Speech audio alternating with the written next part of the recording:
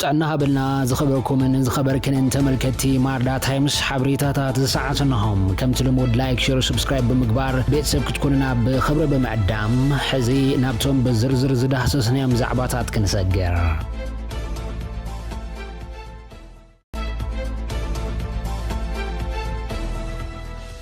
اتوم بكبابتات عفار زركبو حيلتات حرام مريت 29 لكاتت كلوتشن 10 شمونتن عام تمرت داغ مصمبران دي ار سراويت كم زجمرو فليطم اللهم اتي 4 جنبارات سراويت لومي بعل استململو ابالات ملميلوم كم زلاخو بمحبار جنبار حدا بزبل تفلت احدو دمها ارم 7 فدايحنا زنبرو ملو بملو ابعقاب سلام زنبرو طقمام زي تخبرلهم اب سراويت تግራይ نحلو سنبت ورقه توهب وم جندما زغبوم طقم زي رخبو حدرو من موقعتن بعد من بزبل زمسال سولو صقمات مس احد لو كفصمو زي يخلو بزبل روحتات مخانو كاب كفله حبريتا بوليتيكاو هنصت تجنبار زرخبنا يو حبريتا تملكيتهم اتوما حيلتات بسلاماو منقد خونه يخلن بصحف فتينا تردادينا محتمين حدقن سلا زبلنا كنقلل تغيرنا زبل خوينم حوحات زبلو نجر انت زي غير كختن براي تخلن كاب تግራይ تطف زبل برخاتات عفار كتاخبو مخنيات كم زخونه نتسراويت زلو برغادير جنرال غبر እግዚአብሔር በየነ ወይ ድማ ወደንጥሮ መግላጹ ዝካሪዮም ንሱ ንሕና ዝተጋደልና ሎ ምኽንያት ከነብረሉ እዩ ሰላም ኮይና ከነብሪና ተጋደልና ስለዚህ ንሕና በሰላማው መንገድ በጽሑፍ ፈቲና በመረዳእ መክርና ብዙሕ ግዜ ፈቲና ኢና አብየምና ዮም በመባል አበመወዳታ ካስሮና መኻነ መስፈለጥና ኢና ወፂና ክብል ድማ ይዘረዳም ድሕሪ ናይ 2 ዓመት ደማው ኩናት ትግራይ መንጎ መንግስት ፌደራልን መራሕቲ ትግራይ ንስተበጽሕ ስምምዕ ሰላም ፕሪቶሪያ ብሰንኪ ዝተፈላልዩ ሓድሽ ዘይምርዳእ ባፍ ደገ መፍራስ ከም ዘሎ ዝተፈላልዩ ጸብጻባት ይሕብሮም እቲ ወጥሪ በቀንዶ በመሰረት ስምምዕነት ዲዲአር ወይ ድማ መፍትሕ አጽዋር መወጋድን ዳግመ ጽምብራን ሰራዊት በመንግስቱ ፌደራል ሀብቶም ክልላው ዕጡቃ ዝላአኸ ድጎማን በጀትን ድሕር ምቁራጹ ተፈጥረ መኻኔም ፍልፍላት ዝሕብሮም እዚ ምድስካል ባጀት ዲዲአርን ከመወነ መንግስታዊ ባጀት ሀብት ክልል ሓድሽ ፋይናንሳዊ ቅልውላው ፈጢሩ መብዛሕትኦም ሰራሕተኛታት መንግስት ክልል ትግራይ ድማ ንኽልተ ተዋርሕ ደሞዞም ከም ዘይተኸፍሉ መንግስት ትኽልል ክገልጽ ጸኒሕዮም በዚ ምኽንያት ሓደ ስሙ ክግለጽ ዘይደለየ በዓል ስልጣን ትኽልል በሰንኪ ምቁራጽ በጀት ዲዲአር መምሕዳር ትኽልል ንመንግስታዊ አገልግሎት ወይ ድማ ሲቪላዊ ሰራሕተኛ ዝተመደበ ስሩዕ ባጀት ደሞዝ ዕጡቃት ሓይልታት ንምኽፋል ይጥቀመሉ ሎ ክብል ክኸስስ እዩ ተሰሚዑ ዘሎ ካብ ፌደራል መንግስት ዝወሃብ ዝነበረ ስሩዕ ባጀት እኳ እንተዘይተቆረፀ ብመራሕቲ ትኽልል ዝካየድ ዘሎ ስራሕቲ ምስጋር በጀት አገልገልቲ መንግስት ደሞዞም ክስእኑ ከም ዝገበረ ክሕበር እንከሎ ቀድሞ ዋርሕ ኣብ ዝተፈላልያ ከተማታት ትግራይ ዝተፈላልዩ ሰራሕተኛታት መንግስቲ ደሞዝና ክኽፈለልና ኢና ንጠልብ ብምባል ተቃውሞም ከም ዘስምዑ ዝዝከር እዮም ኣብ ርእሲ እቲ ባጀት ዲዲአር ዝተገበረ ምቁራጽ ሓይልታት ትግራይ ቅድሚ ሕጂ ዶ ብክልል ዓፋር ጥሒሶም ምስቶም ኣብ ክልል ዓፋር ዘለው ዕጡቃት ሓራም መሬት ከም ዝተዋግኡ እንዲሕሮም ግን ከም ዝሰሓቡ ተገሊጹ እኳ እንተነበረ እቲ ፍጻመ ንባዕሉ ነተስምምዕ ፕሪቶሪያ ኣብ ዓብዪ ሓደጋ ከም ዘእተዎ እዮም ዝኸሱም ብኻልእ ሸነኽ ድማ ኣብ ትኽልል ዘጋጠመ ሕፅረት ነዳዲ ስቃይ ህዝቢ ጋዲዱ ነዳዲ ናብ ትኽልል ይኣተሎ እኳ እንተተባሃለ እቲ ነዳዲ ኣበይ ይበፅሕ ከም ዘሎ ግን ኣይፍለጥን أربعة بوليتيكان ودبات تግራይ حبراو مدرخ مسريتهم حوحات بايتونان عسيمبا ديمقراطيو بارتن اخصماي وعلانت مدرخ كم زمسرتو لوميا بكتما مقلب وقع فليتهم اللهم اتوم بوليتيكا ودبات بوليتيكاو فللينا صنحنا بهلونا حزب تግራይ بحبار كنسرح لنا بزبل قوام كم زحازيوم زغلصوم ابت مدرخ نحوحات دكتور ابراهيم تخستن بايتونا كيدانا امنن عسيمبا دما دورس قدم كمون اخصماي وعلا دما دكتور سلمون بارناباس ننودبو موكيله مفتح حبراو سممع فريمم ابت مدرخ قالوت ፖለቲካውን ድባት ትግራይ ከጽምበርዎም ቋጻውዕትን ተቀረቡ አቶም ካሎት ድባት ዘከታተሉ ምክንያት ግን ዛጊዴ ተገልጸን እትሎ ምዕላው ዝገብርዎ መድረኽ ቀንዲ ዕላማታት እቲ በህወሓት ባይቶናን ዓሲምባን አክሱማይ ወዓላን ዝተመስረተ ሓድሽ ፖለቲካው ድባት ትግራይ ነቲ አጋጢሙ ዘሎ ወታደራውን ፖለቲካውን ዕጽዋን ክባን ክስበር ንምግባር ይክብሉ ክገልጽዎን ከለው ግዚያው መንግስት ትግራይ ከም መንግስት ግን እቶም ጸገማት ንምስባር ዓቅሚ ስኢንሉ ሰማይ ዓሪጎብ ዘለሎ እዋንም እቶም መድረኽ ጥምረት ፈጢሮም ዘሎም እቶም ድባት ግን ዓቅምታት ፖለቲካው ድባት ትግራይ ሙዳ በመትሕዋር ንንጸለል ዘሎ ብሄራው ናይ ድሕነትን ሃለዋትን ሓደጋን መምካት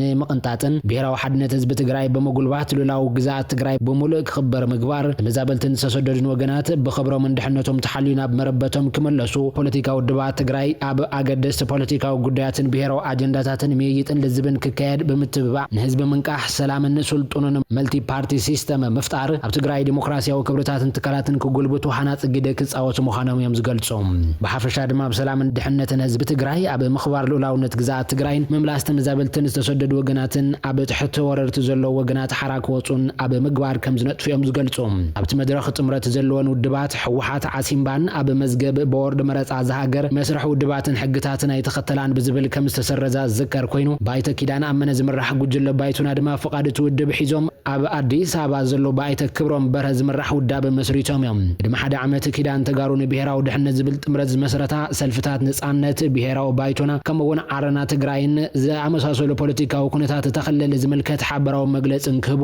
ኣመራርሓተን ውድባት እቶም ወታደራውያን ሓይልታት ጸጥታ ትግራይ ዘውጽዎ ስምምዕነት ፕሪቶሪያ ኣፍሪሱ ናብ ኩናት ዘእትዩ ብምባል ክኹንኑ ድሕሪ ምጽናሕ ነቲ ብዶክተር ደብረጽዮን ገብረሚካኤል ዝምራሕ ክፋል ሕወሓት ዝደገፉ ብዙሓት ላዕለዎት ኣዘዝቲ ሓይልታት ትግራይ ነቲ ብመሰረት ውዕል ፕሪቶሪያ ዝተመስረተ ግዚያዊ ምምሕዳር ዝተዋሃበ ሓላፍነት ብግቡእ ኣይፈጸመን ብምባል ምትዕርራይ ክግበር ድሕሪ ምውሳኖም እዮም ክቃወሙ ጸኒሖም ነይሮም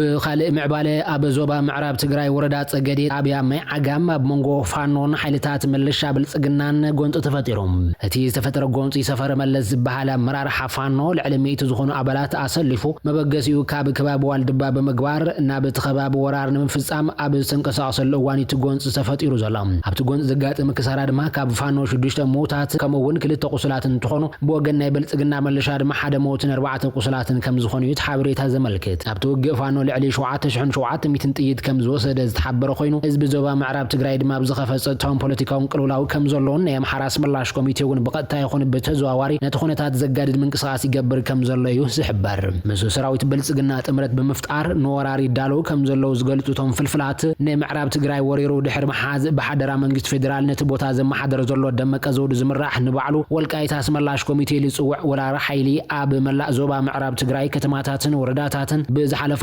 ሐሙስነት በፌዴሬሽን ቤት ምኽሪ ተላኢኹ በቦርድ መረጻ ኢትዮጵያ ጸደቀ ዘይሕጋው ተግባር ዝድግፍ ሰላማዊ ሰልፍ ከም ዘካየዱ ዝከርዮም ምዕራብ ትግራይ ካብቶም ልዕላው ግዛታት ትግራይ ኮይኖም ውዕል ፕሪቶሪያ ድማ ካብቶም ወረርቲ ብሕገ መንግስታዊ መንገዲ መሰረት ፍታሕ ክረክብ ስፊሩ ነይሮም ከምኡ ድማ ተስምምዕ ካብ ሰራዊት ምክልኻል ፌደራል ወጻእ ዝኾነ ብትኹናት ክሳተፉ ዝጸንሑ ሓይልታት ኣምሓራን ወጻእን ካብ ትግራይ ክወጹን ተመዛበልቲ ናብ ንቡር ህይወቶም ክመለሱን ይጠለብ እዚ ይኹን ግን እቲ ጉዳይ ሓደ ካብ ጨንቂ ፖለቲካዊ ቁርቁስ መንግስቲ ፌደራልን በቲ ድማ በቲ ሓደ ገጽ ግዚያዊ ምሕዳር ትግራይ حوحاتن كوينو صانيحلهم دما منستر ابي احمد ابتي اب هاغراو بيت مخرن زقربلو حطوتات حدا وعل بريتوريا زملكت كوينو غداي معراب تግራይ ملاشن كب اب تخباب زلو حطوب كال كبابتات تهاجر اب بزح خبابتات مزلو صقم تمساسال كم زخونن بغلبت فتح كم زيركبني زارب ازي كم ديلن كلو نصح حسابات استقتللو ناي درون متقعت كم استفصمو ون تحبيرلهم اب كلل محارا زوبا ጎጃም በፍላይ ድማ ጃዊ اب ተባሂሉ ጽዋዕ ቦታ ዝተባአሱ ጎረባብት ምዕራቅን ምዝታይን ዝነበሩ ሽማግለታት عدن مرحت ሃይማኖትን ብናይ ብልጽግና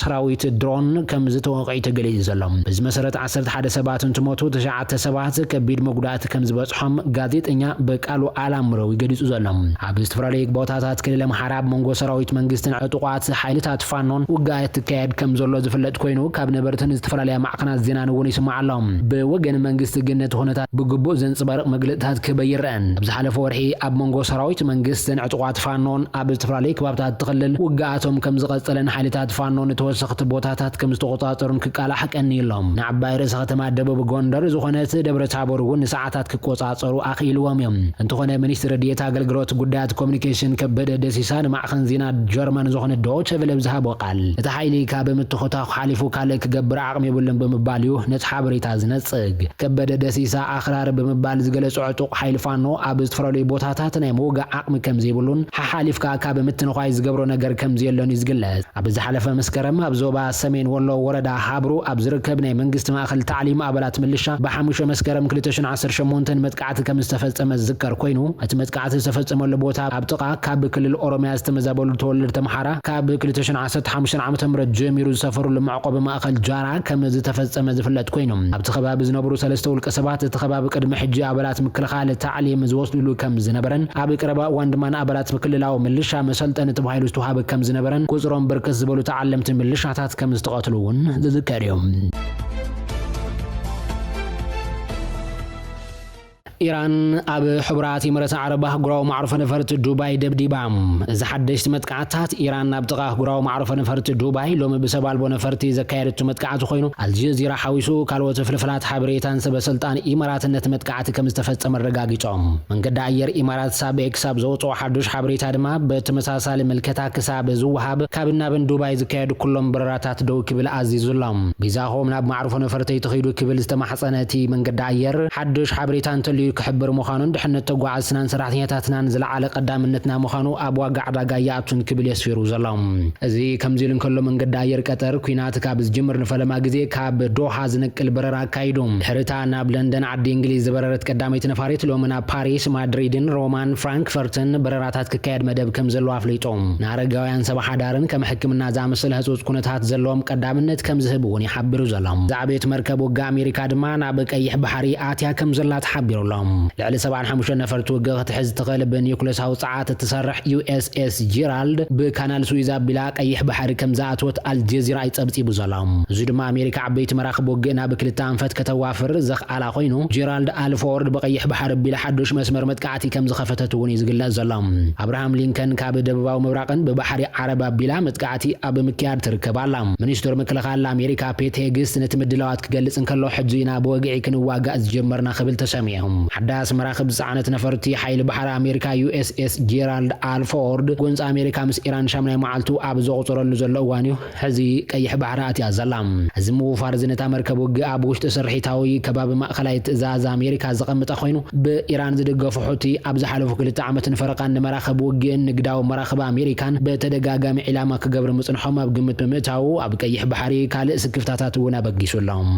ዩክሬንን ሩስያን ድማ ሓደ ሹሕ ምርኻት ኣብ ዝተለዋወጣሉ እዋን ዘለንስኪ ናብ ግንባር ከም ዝወፀት ሓቢሩሎም ፕሬዚደንት ዩክሬን ቮሎዲሚር ዘለንስኪ ዩክሬንን ሩስያን ነፍሲ ወከፈን 500 ምልዋጥ ምርኻት ኩናት ንኽልተ መዓልታት ፀንሐ ድሕሪ ምክያደን በ6 መጋቢት ድማ ናብ ምብራቃዊ መስመር ግንባር ከም ዝበፅሕ ተገሊጹ ዘሎም ዘለንስኪ ኣብቶም ግንባራት ንዝርከቡ መደበራት ዝከላኸሉ ወተሃደራት እውን ሽልማት ሂቦም ዘለንስኪ ኣብ ቴሌግራም ቻናሉ ኣብ ዝለጠፈ ቪድዮን ወተሃደራት መበል 28 ዝተፈላለዩ ሜካናይዝድ ብርጌድ ኣብ ዝሃቦ መግለፂ ብዓይኒ ምክልኻል ሃገርና ኣብ ዓውደ ውግእ ጥራይ ዘይኮነስ ብጂኦፖለቲካዊ መዳይ እውን ኣዝዩ የገዳሲ ቦታ ከም ዝኾነ ይዝገልጾም ኣብ ምብራቃዊ ኣንፈት ብዝሓየልና መጠን ኣብ መስርሕ ድርድር እውን ክንሐይል ዝገብር እዩ ድማ ኢሉሎም ክልቲአን ሃገራት ኣብ ዝሓዞ መርገፂ ዝተረሓሓቃ እኳ እንትኾና ብምብራቃዊ ዞባ ዶኔትስክ ዝርከብ መሬት ድማ ከመገዳሲ ንጥም መቐይሮ ኮይኑ ይርከብ ካብቲ ዝርርብ ካብ ዝተረኸቡ ውሕዳት ጭቡጣት ውፅኢታት ሓደ ብዛዕባ ምልዋጥ ምሩኻት ኩናት ዝምልከት ስምምዓት ዘጠቓለለ እዩ ኣብ ዝቐረባ እዋን ኣብ ጀኔቫ ምስ ኣሜሪካ ብዝተኻየደ ስሉሳዊ ድርድር ዝተበፅሐ ስምምዓት ስዒቡ 1,000 ምሩኻት ተመሊሶም ክብል ፍሉይ ልኡኽ ኣሜሪካ ስቲቭ ዊትኮፍ ገሊጹ ነይሩ እዮም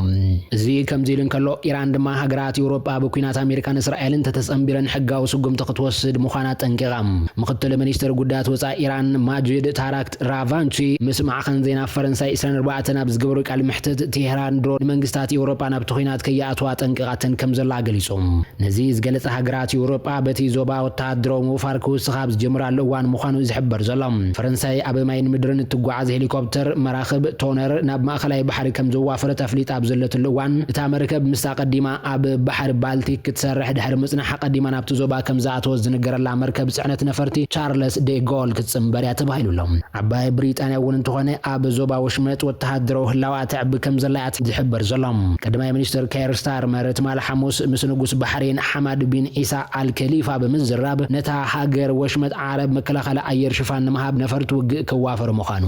ሓቢሩሎም ዝኸበርኩምን ዝኸበርክንን ተመልከትና ሓበሬታታት ሰዓት በዚ ኸንቢትና ንሰናይ ምክታልኩም ነመስገን ሰላም በብዘለኹም መናዕኹም ይኹን